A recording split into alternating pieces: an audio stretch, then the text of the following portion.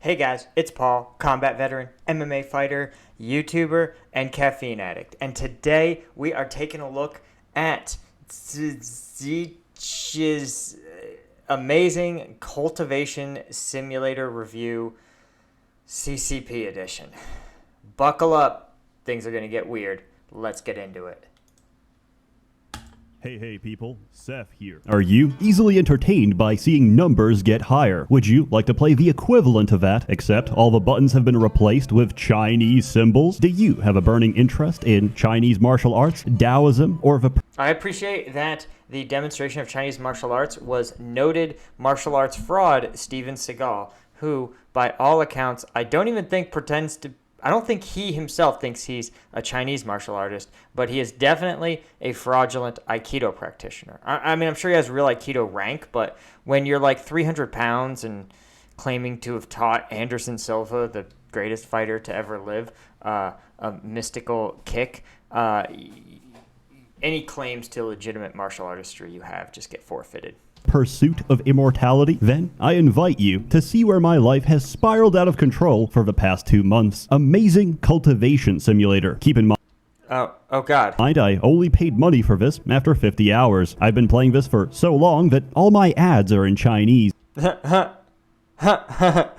Okay, you know that is a Chinese, English resident or Taiwanese product because it says Tiananmen Square explicitly to never, ever, ever be allowed to be seen in China. Just like the fact that I said Tiananmen Square ensures that none of my Chinese audience will ever see this video. Amazing Cultivation Simulator is a love letter to Chinese wushu novels, essentially Chinese sword fantasy. The word is like a sound because it's meant to sound like a sword swipe. In the novels, cultivation is the cultivation of one's internal qi through practice, martial arts, meditation, whatever. And qi is... Okay, there's a sword MMA story around qi and its abilities. But let's just see where this goes before I regale you with this one. The vital breath or essence of our living world. According to the same people who stick needles in your back, the end goal of cultivation is, of course, immortality. And that is what this whole game is about. Essentially, you're going to take a small group of Chinese rice farmers and turn them into demigods. To begin, I need to dispel any notion at all that this is Chinese rim world. I do this by comparing them directly. For example, we need a refrigerator. I'm going to build one. We need a refrigerator. I'm going to drop the frozen soul of a demon and reduce the temperature to absolute zero. The room is too cold. We need air conditioning. The room is too cold. Rebuild it out of wood and make the bed out of fire. Now our disciple won't die of frostbite. What? I mean, I feel like every world building game requires a certain level of like universally agreed upon things, right? Like build a barracks because barracks are where soldiers train. So if you have a barracks, the soldiers will come out of it, right? Or like if your peasants starve, you have to figure out the food mechanic, right? You have to take our real world and transpose it on a game or else it will be completely unplayable. Obviously, I mean, this is one of those things that's like culturally lost in translation. Like the bed maybe isn't made out of fire. Maybe it's like a warmer bed, but through 8 iterations of, Chinese Communist Party approved translation, you end up with build bed out of fire. He'll die of heat stroke. My colonist is crippled, disabled, and completely geriatric, so the cheapest option is to put him down. My disciple is an old, disabled nugget. We have regrown each of his limbs. Also, he's now a 14-year-old boy. We're under attack by bandits. Time means nothing.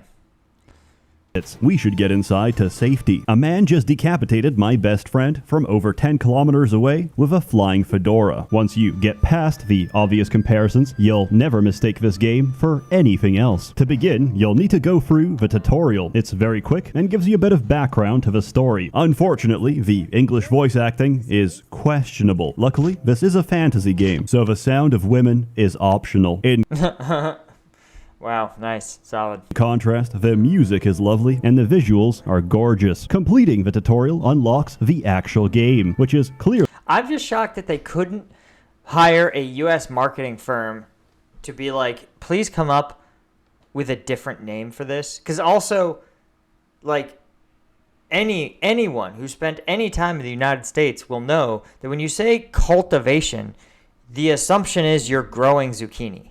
Clearly and unambiguously labeled Classic, which, upon clicking, will show a huge list of sliders and settings to scare away the casual Guilo. Don't touch anything, just hit confirm. Next, you're gonna get trolled by the Chinese, because the developers think it's really funny that there's an almost certain guarantee that you just rolled a Yao Guai as one of your starting characters. Let me explain, white boy. In this world, you can cultivate as either a human or a Yao Guai, which translates to monster, but really we're referring to demons. Yao Guai, henceforth referred to as yogurts, are animals that have gained sentience and become humanoid. However, their existence is unnatural, and eventually they have to face tribulation from the heavens. It's sort of like God's punishment for being a furry. I wish. Okay, so I'm just gonna let's talk about the current present day. One, when he talks about Qi, I'll talk about the MMA Qi saga, because there's all this saga there. But the Chinese Communist Party, right, has basically reached a sort of weird equilibrium agreement with China over the past 2 decades, since they bribed the United States to bribed Bill Clinton to allow them to join the World Trade Organization. I'm already banned in China, so I'm just going to spit truth, right? You can Google this stuff. This is a thing that happened, reported in every major news outlet. So anyway, China gets into the World Trade Organization and now has access to all the world markets under their most favored nation status. The Chinese Communist Party says, okay, we are going to become a competitive manufacturing powerhouse. They do this by, of course, ensuring that their currency is always export friendly and encouraging manufacturing development by subsidizing and partially or owning state-owned industries. Sometimes the Chinese government will actually own 2 competing firms. It'd be like if Google and Apple were both owned 51% by the U.S. government, right? But they competed against each other for market share. Doesn't make much sense, but that's how it's done. Now, the agreement that everyone reached was that no one would ask for things like democracy or human rights or a fair judicial process as long as the money kept coming in, right? Things kind of like everywhere else in the world in that respect. But recently, things have changed for a couple of reasons. The first is their economy is starting to show some cracks. And the next, they're one of their major companies, real estate companies, looks like they're going to default on a lot of money. And it's unclear if the government will directly intervene to prop them up. Second, more importantly, the Chinese Communist Party has started some social engineering. And these are things that normally, right, the Communist Party sort of stayed out of pop culture and the sort of cultural, like low-risk cultural stuff. So the Communist Party would have very strong feelings if you started engaging in politics or talking about the direction the country should go, democracy, Taiwan, any of those sort of sensitive areas. But if you were going to talk about your favorite celebrities, movies you had seen, any of your favorite game, right? Free reign, right? The Communist Party gave you free reign. But recently, it started doing a lot of weird social engineering. For example, they have banned fan clubs, which seems like not a big deal, but you have to consider the fact that look at how much U.S. energy and time goes into politics among the American people. Combine that with the fact that how much time and energy goes into sports teams, right? So imagine you took all that energy that would normally go into pointless political pontificating and you diverted it entirely into sports. This is if you were alive in the early and mid-90s. This is sort of how people were, right? Only about 25% of Americans back then voted in elections. So anyway, imagine you banned like sports fandom, right? That's sort of the equivalent. Like you can be a fan of the Eagles, but you can't be too much of a fan, right? So these fan clubs are seen as pretty essential. But part of it is this view by Chinese Communist Party traditionalists that this sort of simping over celebrities is actually grown to a point where it's taking away prestige from the only true celebrity, Xi Jinping, premier of China, right? Not exactly a runner-up for sexiest man alive, to be sure. They've also banned what the Chinese deem effeminate men. And this is sort of, as far as we can tell, basically everyone who looks like a K-pop star. Again, it's not clear what's meant by effeminate men other than they don't like earrings. But this is part of this weird social engineering that the government has begun to do at a much greater scale, right? And so, as you can imagine, if the Chinese Communist Party has problems with effeminate men, they are definitely going to start having problems with a game which praises furries, right? So, obviously, whatever you feel about furries, that the Chinese Communist Party won't even let US-based movies depict gay characters, right? You notice that in many blockbuster movies that are expected to go to China, that they conveniently have easily cut out, non-central to the plot, gay scenes and characters, right? That's to ensure the Chinese market remains accessible to them. The U.S. market has a gay character or her character who is either sexually ambiguous, and they can insert a scene that identifies them as gay, but easily cut it out and maintain the ambiguity for Chinese audiences. This is the sort of cultural engineering that's normal there. So it doesn't shock me that they've basically added a mechanic that says that, believing you are a fur creature is unnatural and will incur the wrath of the divine heavens, which is not in any way an analogy for the Chinese Communist Party. I knew that before I lost my first waifu to a storm cloud, but because the random character selection randomizes race and 11 out of 12 of those races are different flavors of yogurt, you're very likely to land that. Until you know what you're doing, I don't recommend starting with dairy products. But if you want to speedrun the game, I recommend starting as the fastest animal on land. A turtle. You'll starve to death before you even reach the dinner table. Beyond this point, there's not much advice I can give. You're gonna suffer, and you're gonna learn from the experience. So, pick your starting perks and get into the game. Everybody recommends True Sun Refining as your starting law because it's got very simple progression. And if you make a mistake, worst case scenario, you'll just die in horrific agony. If you followed the plot, the entirety of a Taiyi sect has been annihilated. You and a handful of others are the only survivors. Why was it destroyed, and by who? Whomst did this? Are questions you'll have to answer if you want to uncover the mystery of a Taiyi sect. But right now, your primary concern is survival. To help a mysterious... This is so confusing. Okay, I'm going to try to tease out some sort of Chinese Communist Party propaganda here. Cultivator, who was tight with your former sect leader, drops by for the next 2 weeks. As long as he's alive, you're not gonna die. That is, unless you go to the bottom left of the map, in which case, you will both die. Let's get definitions going. You're running a sect, a school of cultivation. A sect has outer disciples that will happily do all of your mundane, tedious labor for a competitive salary of about $0. They're not slaves, as per se. We don't use that word here. It's more like an internship, which never ends. But through a high-intensity jujitsu program known as Foundation, they can become inner disciples. An inner disciple must choose one of the many supreme laws to follow, through which they cultivate a higher state of being. Their progress, ability... Interesting. Okay, so there is sort of an analogy here. All right, let's talk a little bit first about Qi and the Qi-based martial arts. So China, as part of their promotion of Chinese culture, loves traditional Chinese martial arts. They see that as a source of export. It seems like maybe that like Crouching Tiger, Hidden Dragon, like really they decided that they're like, this is the thing that the wider world will view China for. Don't know why. But they decided martial arts was their thing. And so they promote traditional Chinese martial arts and traditional Chinese martial arts masters. Of course, by traditional Chinese martial arts, we're talking only about Han Chinese, and other cultural traditions that exist in China, like the Uyghurs, don't exist according to Chinese Communist Party, or rather should never be allowed to exist as a meaningful cultural group. But there's a problem. And that problem is mixed martial arts, right?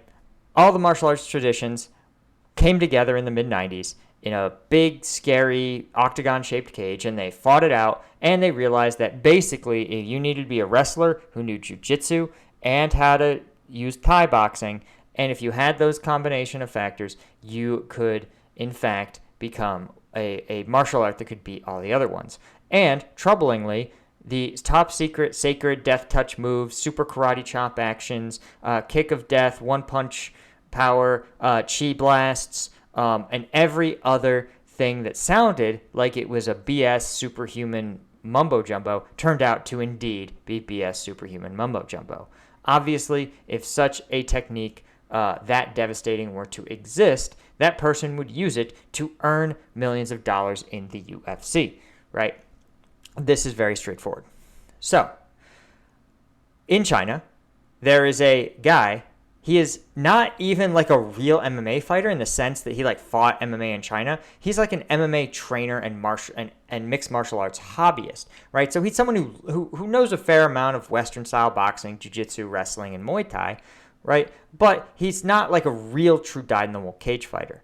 Nonetheless, being a casual hobbyist in mixed martial arts, in fact, makes you a superior fighter to every single Qi and Wing Chun master in the entire country of China. And so, to move China into the 21st century of martial arts, he began to challenge the grandmasters that would mock him and the sport on social media. And in a couple of viral videos, he humiliated them, viciously, in fact.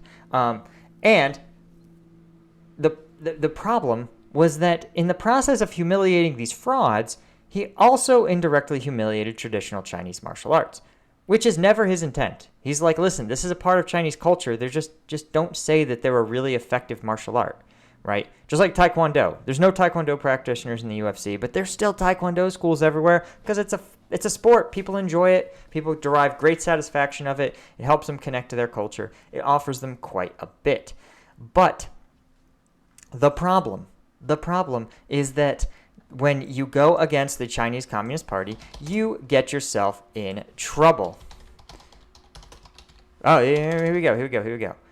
I think it's Kung Fu Master.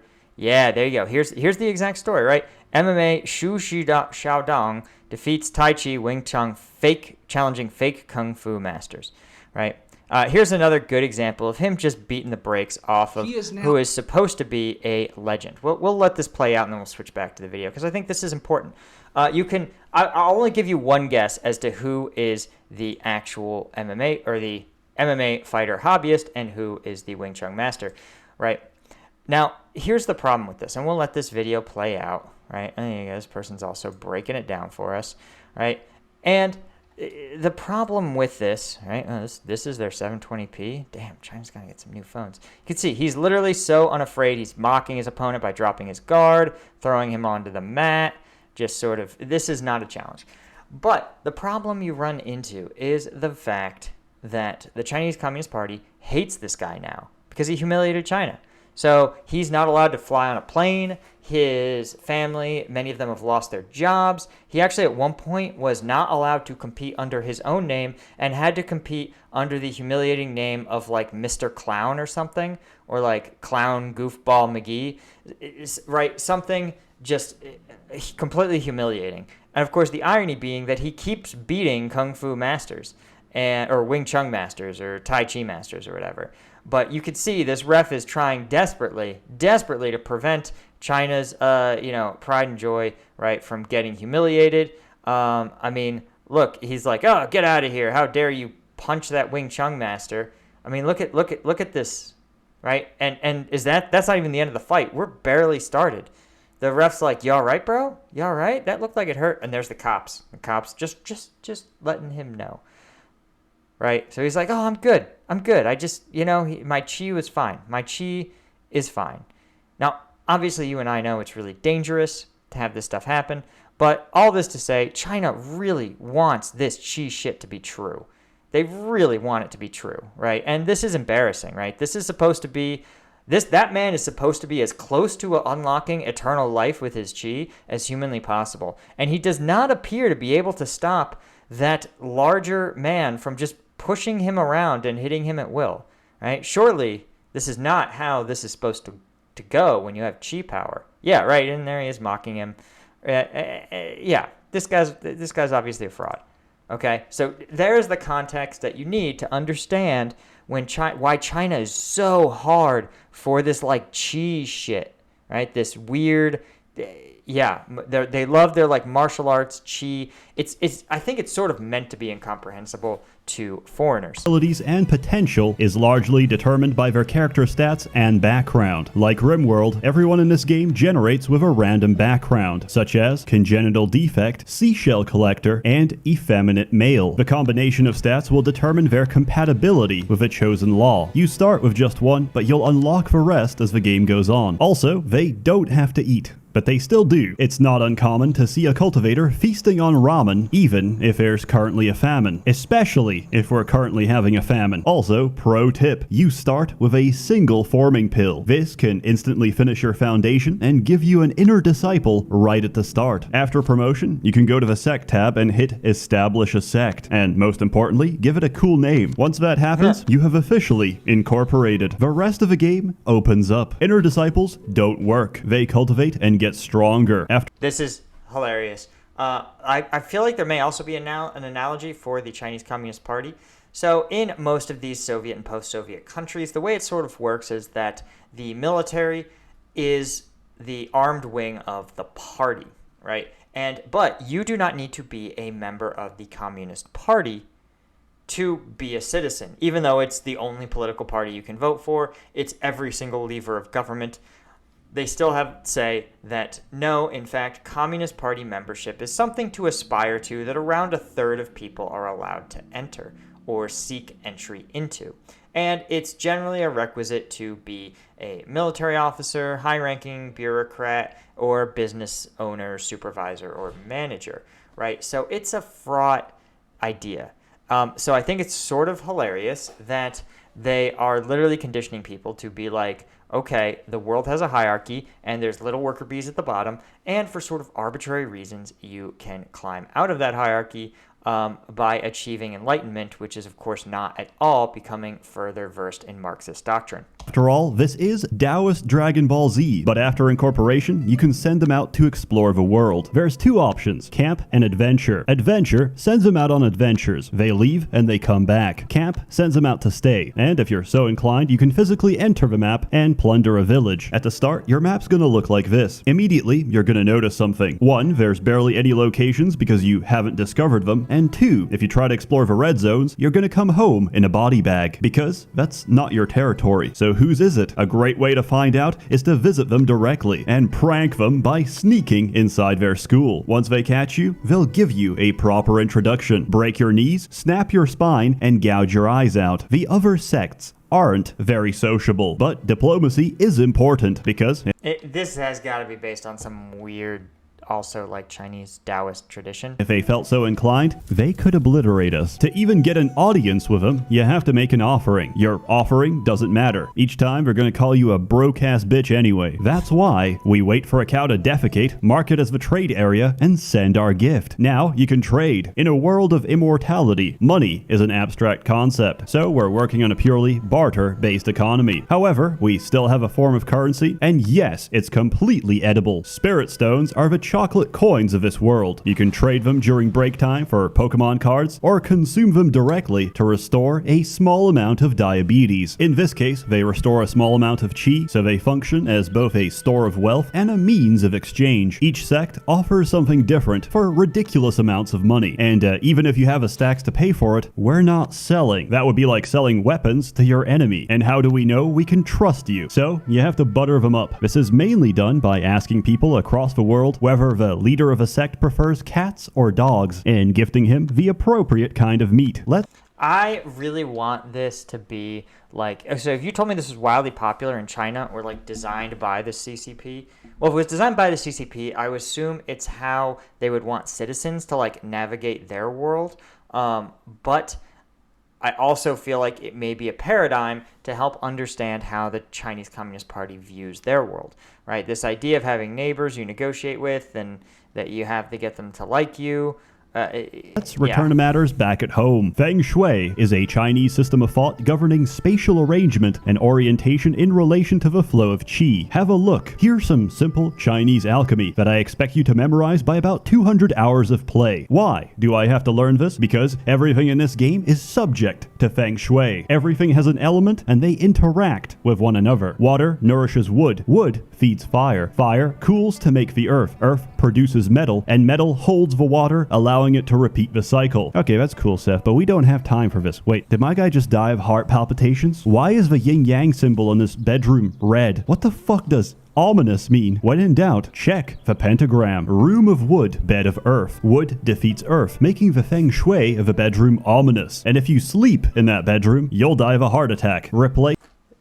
This is... here's the thing. If you sent a Chinese person like civilization, maybe they too would find it completely insane. The earth bed with a fire bed, and as wood feeds fire, the feng shui will become auspicious, which means good. However, if you sleep in that bedroom, you'll die of heat stroke. That's because fire and water control the temperature. In a more relevant scenario, each of the supreme laws practiced by your cultivators has an element. Feng shui, Supreme law meaning your particular role in the Chinese Communist Party, affects the speed and success of their practice. So if you're a metal cultivator, you would avoid fire, as fire melts metal. However, if you told him to meditate in an empty room and fed him laxatives, the speed of his cultivation would increase with the volume of shit he produces, as feces is the element of earth which promotes metal. If you're confused, I sympathize. There is no way you could possibly know that in Feng Shui, the orientation of a room's door is specific to its function. In other words, bedrooms face south, workshops east, and kitchens west. That's why everything in this game has a comment box, so you and your fellow Guilos can share ideas about what the hell is... Wait.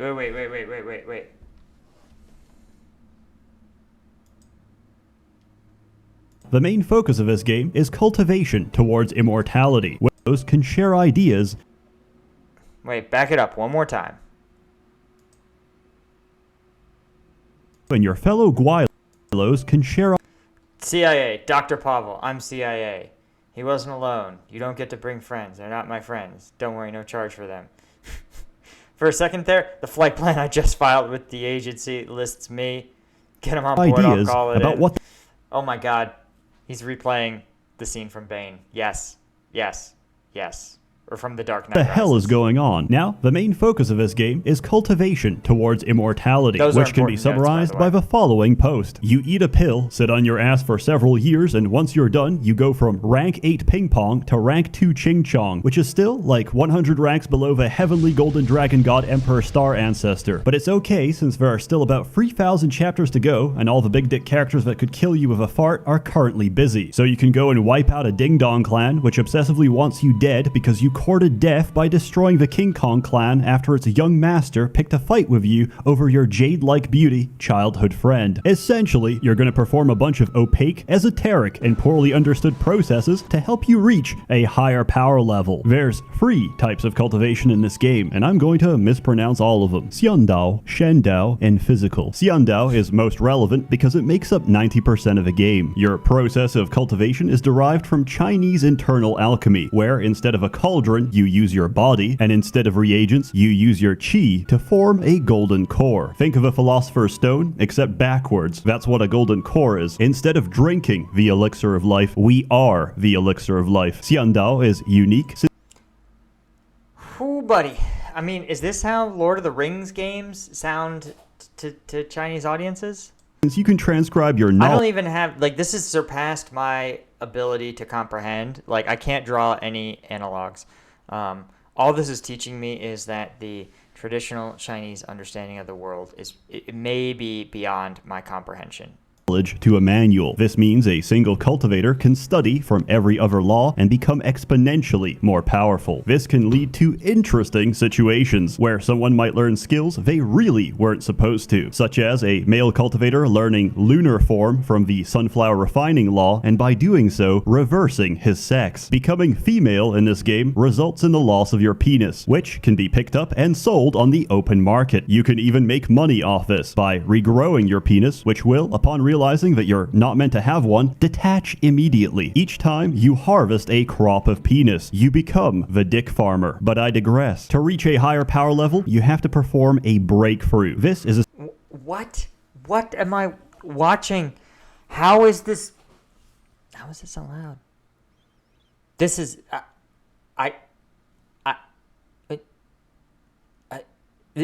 how long? 500 hours. God bless you, SsethTzeentach's, because this is a public service for us English-speaking yahoos. Okay, just going to take a breather for a sec, and then we're going to get right back into it. Okay, I'm back. All right. More chi. Okay, I can do this. You guys. Oh man, we're only at minute 11 of 34 of a conversation about chi. Okay, that's fine. We're good. Essentially a bottleneck in your training, which you have to overcome or you can't progress. Golden Core, however, is different. It is the single most important breakthrough of your career. Every Yin Yang, weather, law, mental state, season. I'm a 4 out of 4 season. What? But my weather, I'm just a 2. Or I'm just a 1 in weather. And law, also 1. Condition has to be perfect. The season, the weather, the time of day, the mental state of a cultivator. Mental state unstable. The element of a room, the chi density, and the amount of chi flowing through the cultivator's meridians. Get all those right, and you just might get a better result than I did. I genuinely thought I did pretty good for my first time. Tier 9, I thought to myself, that's a pretty high number. Tier 9 is the lowest tier of Golden Core. It is trash. Literally, swallow a rebirth pill and reincarnate yourself, my man. You fucked up. Early on, your Golden Cores are gonna suck, but with experience comes knowledge, and once you learn how, you'll be making some fat cores on a regular. Then there's Shandao Cultivation. What is the point of this game? This sounds needlessly difficult. Is this actually popular somewhere? Instead of cultivating your chi, you take in the chi of others through worship. Belief is power, and the more people believe Oh, okay, I know this mechanic. This is everything in Warhammer 40k. in you, the more powerful you become. Once you establish yourself as a divine being with a realm of heaven, you can be the petty god you've always wanted. Wow, that is a baby who is jacked for some reason. As a rule, I only answer bad prayers. Drought, bandits, famine, refuse. Don't waste my time. You wish that tomorrow your favorite brothel prostitute... What? Pardon, emancipation. I wish no one had appointed Miss Lejeune tomorrow at the brothel yet. Okay. Oh, God. hasn't been taken?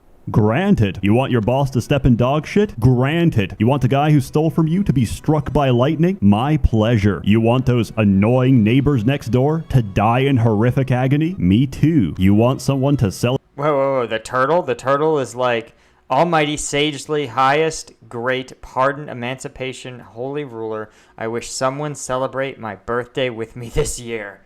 Is this like some sort of Lonely Hearts, like Lonely Turtle? Celebrate your birthday with you this year? A Heinji in a 58-year-old Snaketail village. Wow. Granted. At some point, I learned to stop worrying and love Shandao. Also, they get the most ridiculous titles. Just imagine that every prayer addressed to you has to be prefaced with, Dear Primordial, True Venerated, Great Pardon, Supreme Virtue, Venerated Holy Emperor. That leaves us with physical cultivation. What is physical cultivation? It's an inner disciple that's... I don't even know. Is that what we've been doing this whole time? Working through types of cultivation? Also, damn, year 260. Spent the last 50 days remolding his phallus. Due to the mental state bonus of having a gigantic penis, he is now physically immune to depression. Oh, is that true? That's it. I will believe nothing. There is nothing I won't believe about this game, honestly. In all seriousness, you take a mortal and you turn him into a Super Saiyan. Every body part, limb, joint, bone, and organ of your body you can remold until you become Goku. And then you give him intense PTSD so he can channel those repressed memories to... Wait, you literally give him painful memories? This is... This is something that you couldn't make in the United States for a host of reasons. The least of which is treating PTSD like a power buff. Recall the 5 most painful memories of your life and transform these negative emotions into a furious berserk. Last 38 seconds. The stronger the emotions, the stronger the effect. Oh, okay, this is like every bad anime that's like, I remember what my father did to me, and I will get revenge on you. The background's like changing and at a different rate than the character, you know? Increase his attack power from 1 million to 7 million and one-shot the entire game. Also, since every yogurt comes from a different animal, they all have unique anatomy that's different to humans, which means for every species of demon you turn to physical cultivation, there's tissue, bones, and organs not found anywhere else. In other words, fuck your opposable thumbs. I got vertebrae fused to my carapace. Sooner or later, your sect is going to be attacked by bandits, demons, or other cultivators, with the exception of physical cultivators, which remove organs with their bare hands. Xiandao and Shendao cultivators fight using artifacts. What is an artifact? Well, anything. A Kleenex tissue, a bowl of ramen, a bag of flour, a bucket of water, a pile of shit, severed male genitalia. As long as you enchant it, you can use it. Preferably, try to enchant an actual weapon. Although, you can't deny it's very demoralizing to see your fellow bandit get decapitated by blue fabric summer shirt. Nice. Hey, anything is a weapon in the hand of a trained killer. Steven Seagal taught me that. Combat is basically your guys sit around and watch as their artifacts cut everyone to pieces. It's pretty fun to watch, especially larger battles, where the sky is nothing but swords. Of course, no cultivation is complete without embracing traditional Chinese medicine. That's right. Alchemy. Here's a good summary of what alchemy is like. Change the weather. Lose 20 years of your natural lifespan, which may sound bad, until you visit the local Chinese pharmacy and pop a pill which adds 500, another which adds 280, and wash it all down with some mineral water which adds another 99. Now the only thing you have to cure is perpetual baby face, which is a common symptom when you have a lifespan of 3,000. You want something done? Yeah, there's a pill for that. Obesity? No problem. Not obese enough? I gotcha. Would you like to prank a demon? Force feed him a rebirth pill and he'll reincarnate right back into a piece of pork on your dinner plate. The cycle of karma is a fickle mistress. Whoa, this is just a lot of mechanics, none of which makes sense. I feel like the Chinese development team was like, we are going to take what's basically a 2D like open world exploring game, and we are going to add 100,000 million as many mechanics as we possibly can. The interns will add mechanics, the CEO will add mechanics, every factory worker added a mechanic, right? This is the true communist utopia, right? No longer do the elite developers decide what mechanics go into a game to make it fun or playable, aka bourgeoisie. No, every worker will add a mechanic to this game. So you want the dismemberment mechanic? You got it. You want to turn a god into pork? You got it.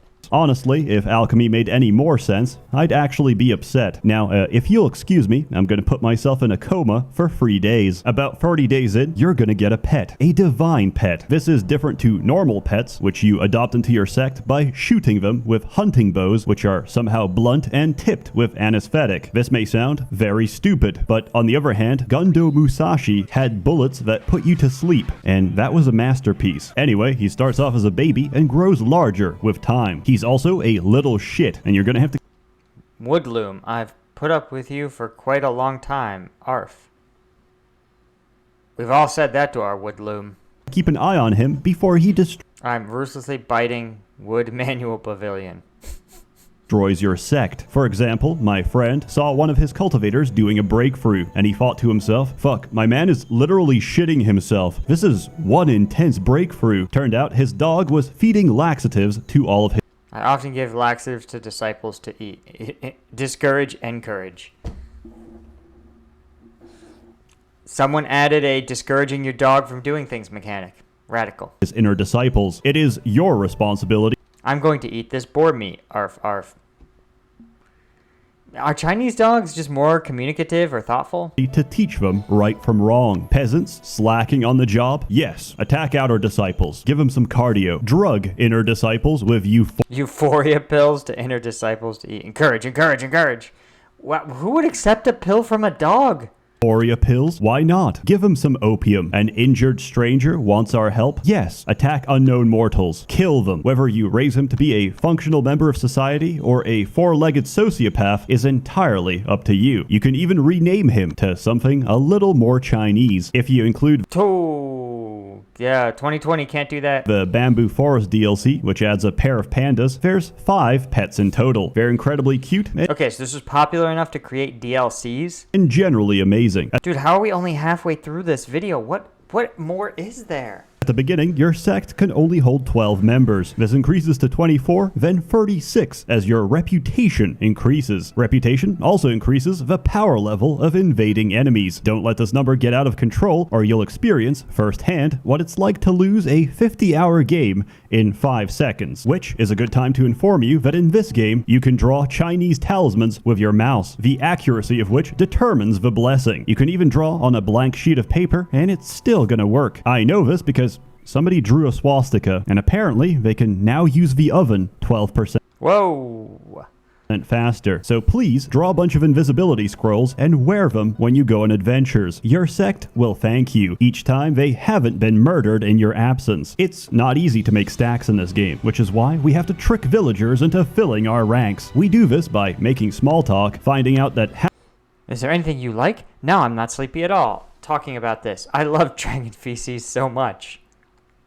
half of them love nothing more than to ravenously consume shit and invite them over, because we're gonna need a lot of manpower for our Chinese sweatshop, as inner disciples cultivate immortality, outer disciples cultivate huge plantations of cotton. We're gonna process that down to fabric, and we're gonna wait, because very soon a merchant is gonna show up. He operates on a sweatshop economy. He's gonna pay you garbage, so you better have a high volume of garbage to sell. Luckily, our emaciated peasants have worked hard this summer, and we just earned 10,000 spirit stones. We're gonna celebrate by losing it instantaneously, because the merchant also sells an invitation to an exclusive event. Read the token, and we're off to the auction house. Have you ever gone to an auction where you can't even see what's being sold, but instead are given a vague description? Hard. Lumpy. A man's hand shoots up. I'll take it for 10,000. Not to be outdone, I raise. What? Also, wow, these babyface characters get creepier and creepier. Literally, the snake character is the most relatable. His offer. I'll take it for 12,000. Another joins in. 13. Another raises. 14. The rest fold because they're poor as fuck. Those who remain keep raising. Eventually, there's only 2 of us. One final raise. 56,000. I won the bid, but I don't have 56,000. But they don't know that. The auction ends. It's time to pay. I can't pay. I am under arrest, but I'm not, because I am a mannequin made of straw. I never went to the auction. I took a clone pill and sent my body double. And that is a good summary. Wow. Wow. Okay. Very cool. Sent your body double. Of the auction house experience. It's not about what we bid on, it's about why we do it. We do it to flex on the poor. While keeping a low profile is important, you should expand when given the chance. You see, your sect is local, but we can export the culture, the lifestyle, and the religion to the rest of fantasy China. This has never backfired, by the way. Never once. To do this, we establish agencies. Then we set a policy for each region and grow our influence. Depending on the policy, you get random events, which have to be solved using insanity. You get a bunch of buttons, which I assume is what a paranoid schizophrenic's Social battle cha int food spirit woodstones disciple. dialogue options look like, and you press whichever one you think is appropriate. Hao Xingxing led the disciples to the street and started giving alms to passerby. They encountered a group of refugees. I could stone them? You could spirit them? appropriate to the situation. Options include talk, bribe, kill, seduce, or throw a rock at someone and stone them to death. Foreigner scamming the locals? Murder him. Another sect is preaching about their faith? Pay them 100 spirit stones to fuck off. Is it currently Ramadan in the Great Desert? Start handing out food. Believe me, the longer you do it, the more sense it makes, or the more warped and psychopathic your reasoning becomes. For example, you're building a wonder and some people drop by to ask what you're doing. Wrong answer, debate feng shui. Correct answer, beat them with a club. If you solve stuff correctly, you get a bunch more followers. Followers can dig up natural resources. How did they develop this? Did like no one QAQC it? They just added a bunch of dialogue and weird choice trees and just ran away. Dude, this is so complicated. Generate belief that converts into experience, completely skipping the grind of cultivation, and be sacrificed for the greater good. You see, we're gonna need Oh, I know that from Warhammer 40k too. a lot of anguish soul gems, which are formed from a painful death in ominous feng shui. Luckily, with agencies, there's no shortage of fresh and willing mortals. With reputation, you can build a sect gate. This is the front door, where hopeful mortals arrive to prostrate themselves, begging to be recruited. But instead, we're going to build a hell gate, which is the same gate, but in a room with ominous feng shui at a comfortably cool temperature of absolute zero. We're gonna recruit mortals from every city. They will arrive, pray to Hellgate, and freeze to death in horrific agony. And the negative moral consequence of such an action? Zero, because they have died through no fault of our own. This is a good time to introduce alignment. Your sect can be good or evil, but preferably we want a balance, so we have good relations with both the virtuous and the demonic. This game Okay. exemplifies the Chinese practice of moral relativity. What are they doing there? What are they, protesters? If I horrifically mutilate someone, Use on a dying character and you have a certain chance to obtain their secret manual or other knowledges. Performing it at a location with evil feng shui could increase the chance of obtaining information. I love it. someone's dying body to extract the location of their friends and family, that's slightly evil. But as long as you give them a proper burial, that's a net neutral action, and we have done nothing wrong. Or let's say a Okay, if you've ever seen I don't know if it's been subsequently changed, but there was a weird loophole in Chinese law that said that if you maimed someone in a car accident, you had to pay out their treatment and their care, including up to for the rest of their lives. But if you killed them in a car accident, you only had to pay funeral expenses, creating a set of incentives to murder everyone you hit with your car. And so for a time, again, this was several years ago, I don't know if it's still true, but there was a litany of videos of allegedly Chinese drivers backing up over people they had hit. It was pretty dark. curious stranger comes by to ask what you're doing, and then stands there waiting for an answer until he collapses from extreme thirst, at which point I feed him a laxative and watch him shit himself to death. Is it wrong to watch a dying man's ass fertilize my fields? No, not at all. But if I turn a bandit's dead, broken body into a flesh puppet to serve us economically, Puppet. Wow, it literally has a puppet mechanic. Yes, of course it does. until it rots away, that's considered evil. A bigger question, I guess, is if I get decapitated by a dragon while adventuring, fly back home without a head, and use Yang God possession to transfer my consciousness into the body of another man's wife, would that make me a homosexual? Some questions have no clear answer. Have you ever frozen to death during winter because the wall of your house stood up and walked away? Unfortunately, in this game, What? Woodwall suddenly felt the desire to visit the Demon Emperor's tomb. Wow. that's a frequent occurrence. Without warning, anything on the map can gain sentience. Sentient objects can also randomly enter the map, as I've seen entire pagodas march in and flatten my base. What's the point What? of them? To grief you. But more seriously, you can turn them into a 14-year-old boy. What is the application of this? Well, you can take a shit, give it sentience, and turn it into a human, who you're going to call Big Chungus, because the guys on Discord data mined the Chinese code and found out that specific set of Latin characters ensures that the sentient spirit will generate with the highest stats possible. Then you're gonna make a literal piece of shit become a demigod and ascend to heaven. And that's what cultivation is all about. I love how his hair appeared to be shit. It had the same sort of bizarre curl. This is insane. This is true madness. By the way, everyone who ever goes to heaven, whether by death or ascension, gets a little epilogue section, so you can follow the shenanigans of former disciples. Autumn, day 25, year 393.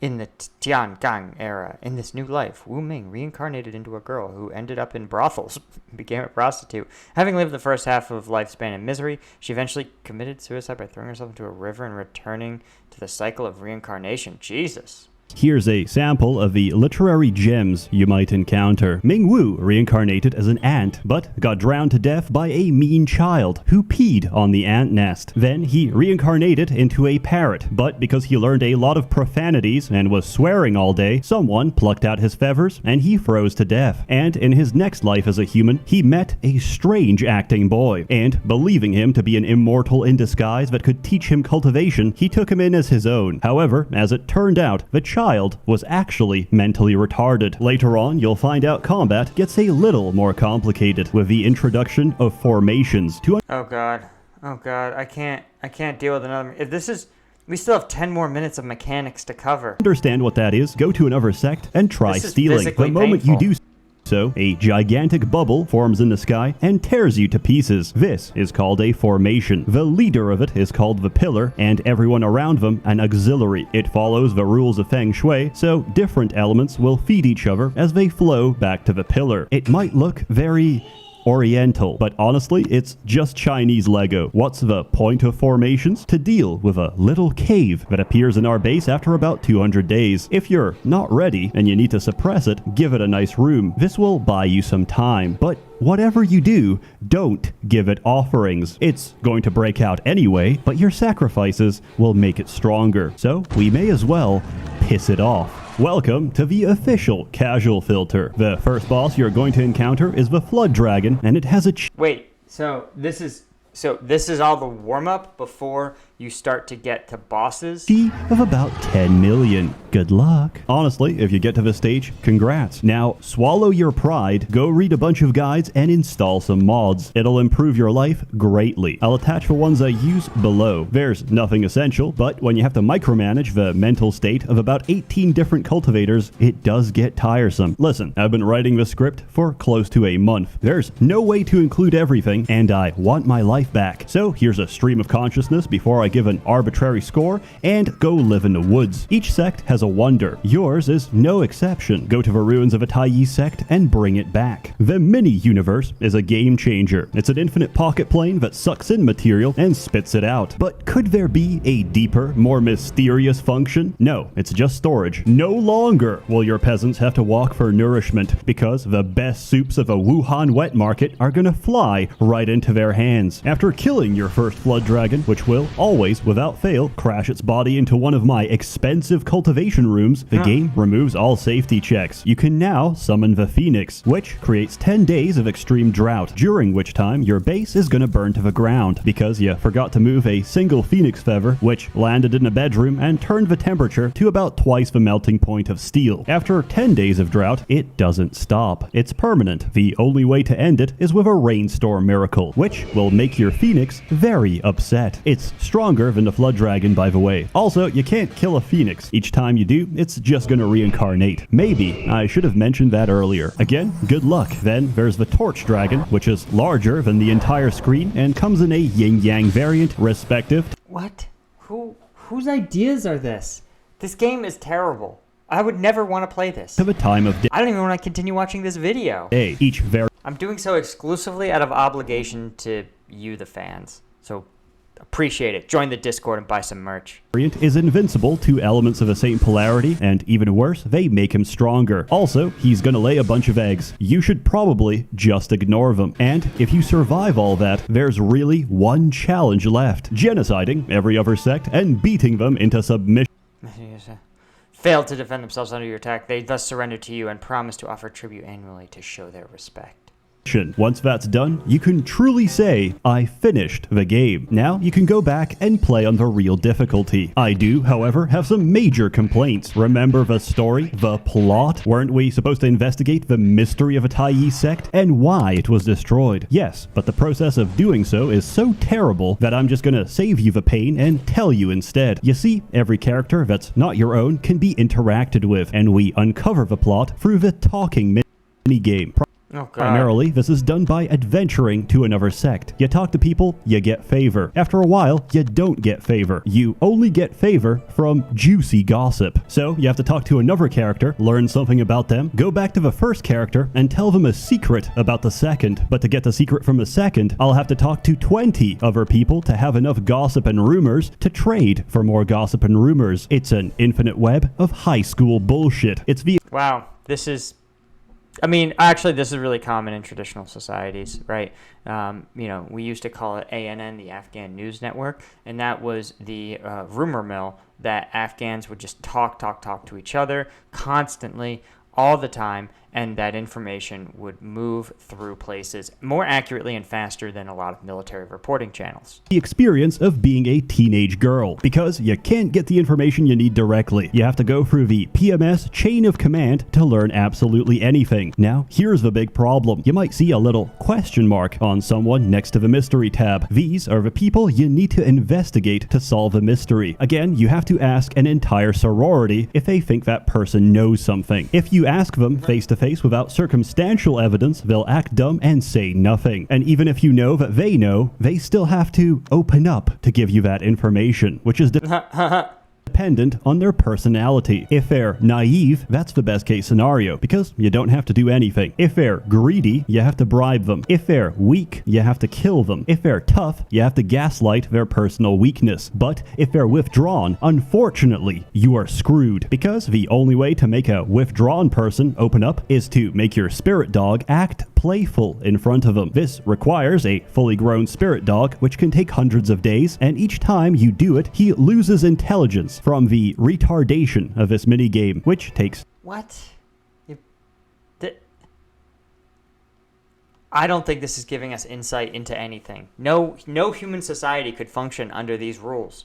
It's a litany of contradictions and BS.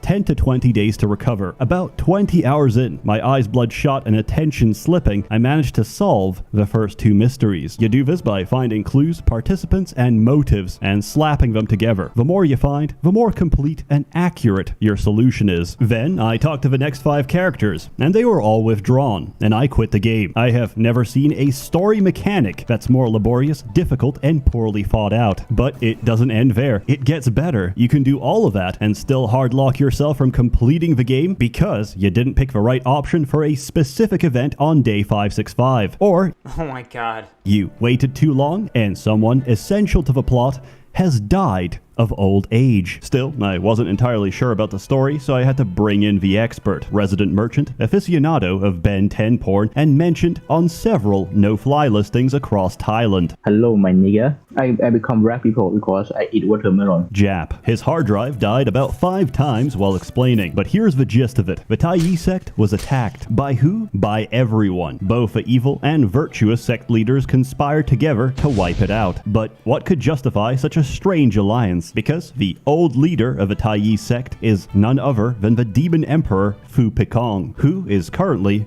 inside your mini-universe. If you talk to him, you'll get your answers. You see, cultivation is difficult, but it's also strangely common to see someone go from mortal to demigod in just a few weeks. That's because this world isn't real. Overwhelmed by demons, the elders left the great vastness of the universe to this pocket universe, where cultivation is quick, but the creed of heaven is weakening, and once it fails, this universe will end. They took a shortcut to artificial power. Wait, what?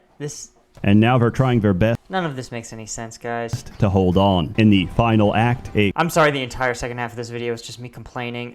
We're so far past reality that my knowledge of our petty three-dimensional universe just isn't helpful.